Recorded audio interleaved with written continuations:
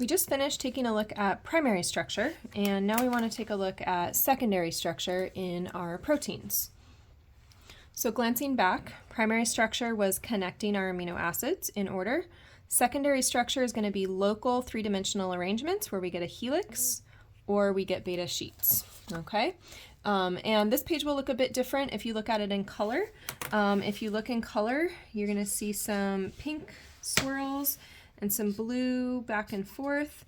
And those pink swirls are what we call alpha helices, and those blue ribbons are called beta sheets. So that's the color coding that you would see if you were looking at a color version of this. So we're going to take a look on this page at alpha helices and beta sheets. We've got a definition over here. We're looking again at two different ways that our strand of amino acids can start to fold up.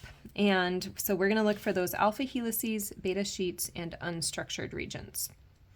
And these are held together by hydrogen bonding between the backbone atoms. And so this is going to specifically be between the amide functional groups. So if I can take a look at this chaos, maybe, of my alpha helix, here's an N with a carbonyl. And here's another N with a carbonyl. Here's another carbonyl with an N. And so what I've just highlighted are those amide or peptide functional groups.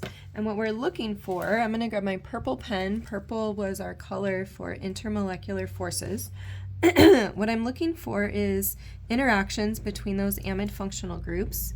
And notice here I have an NH and then a carbonyl. And that is a donor if I'm talking about hydrogen bonding, and the carbonyl is what we call an acceptor.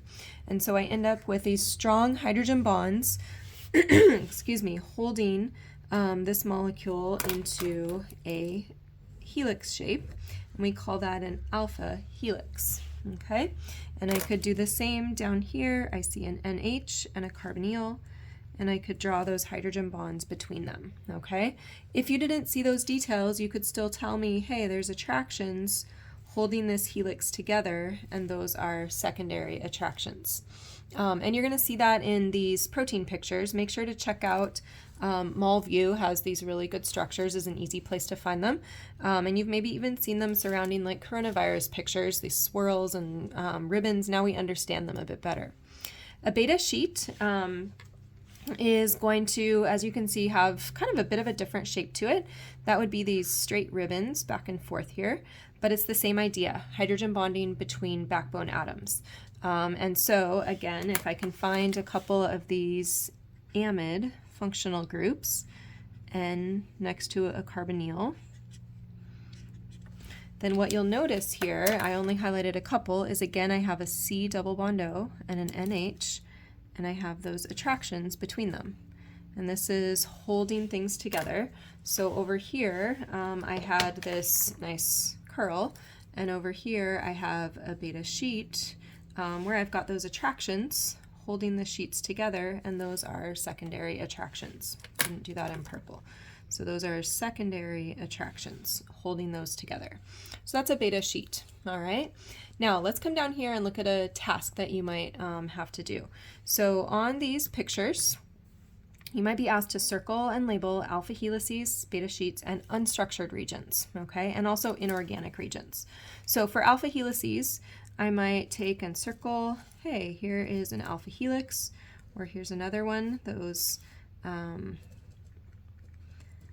swirly, kind of looks like birthday ribbon or something, okay? Again, I'm sorry, it should have been blue here.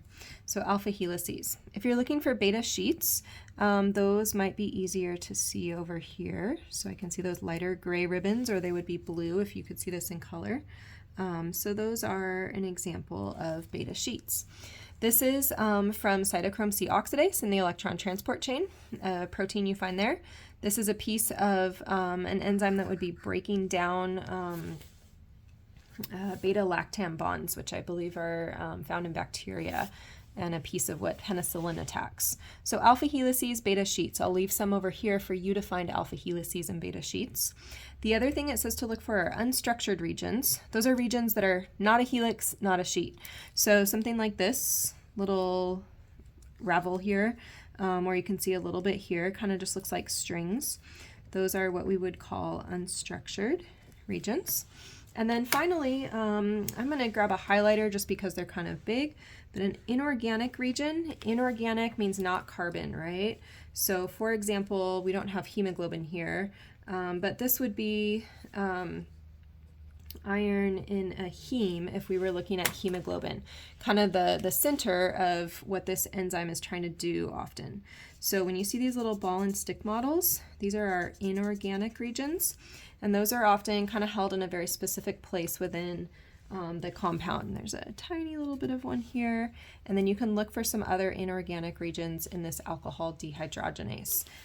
Incidentally, that's an enzyme we've seen before. Sometimes you might see it abbreviated ADH, alcohol dehydrogenase.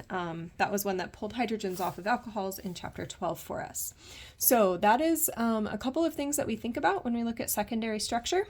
Alpha helix, beta sheet. We're looking at very small local regions and being able to circle and identify them.